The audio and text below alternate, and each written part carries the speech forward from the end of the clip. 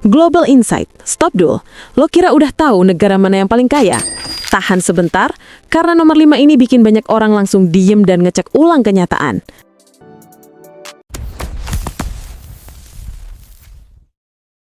Urutan pertama masih Amerika Serikat. Negara ini tuh kayak pusat komando ekonomi dunia. Teknologi, Hollywood, militer, finansial, semuanya lari bareng.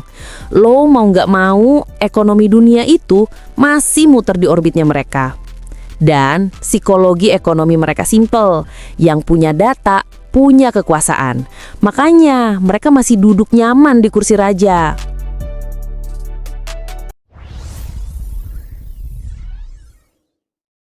China tuh ibarat badai yang gak ribut, tapi lu bisa ngerasain tekanan anginnya.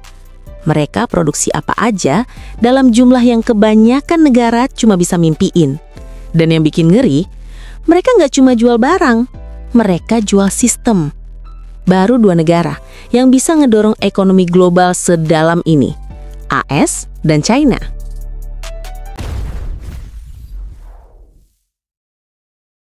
Nah, ini yang bikin banyak orang salah kira. Banyak yang rasa Jepang udah surut.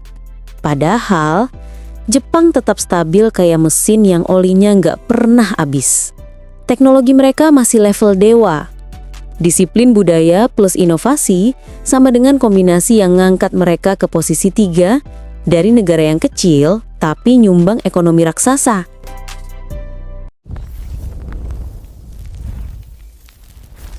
Jerman itu bukan negara yang suka ribut, tapi semua barang kualitas tinggi di dunia ada cap mereka. Mobil, mesin industri, teknologi energi, itu mainan mereka.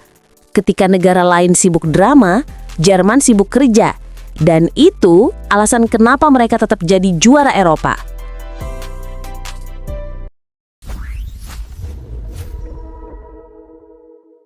Nomor 5 adalah India. Iya, India. Gue tahu lo mungkin langsung mikir, hah, kok bisa? Sini, gue kasih lo sebab kenapa ini mind blowing banget. India lagi ngalamin kenaikan ekonomi yang kecepatan yang gak manusiawi.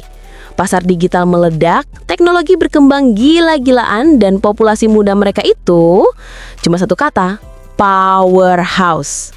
Yang bikin paling kaget adalah ini. India sekarang bukan cuma negara besar. Mereka udah jadi pemain ekonomi global yang bikin negara besar lainnya mulai kepanasan. Dan banyak analis bilang, dalam 10 tahun ke depan, India bisa naik podium dan ngalahin negara yang dulu mustahil disaingi. Dari negara yang sering diremehin, jadi negara yang semua orang harus perhatiin. Gila kan? Sebelum lo lanjut, gue pengen tanya. Dari 5 negara ini, menurut lo siapa yang punya peluang paling besar naik ke top 3 dalam waktu dekat?